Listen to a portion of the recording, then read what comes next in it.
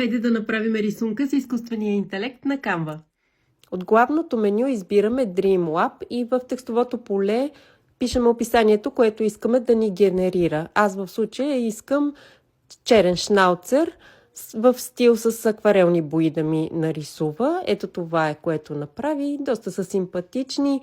Тук ще направя една малка промяна в текста. Искам да опитам втори път какво ще направя. Ето тази втората много ми харесва. Много добре работи с български текст. И от тук кликам 2 пъти върху нея и я добавям към дизайна. Аз ще премахна от Background Remover бекграунда и така картинката ми е готова за използване за каквото искаме. А този същият сладур го имам и на живо в двора, доста по-черен, какъвто не успя да ми генерира. Но пък този се получи много симпатичен. Аз съм Нели, дизайнер и създател на презентации. Последвайте ме за още идеи.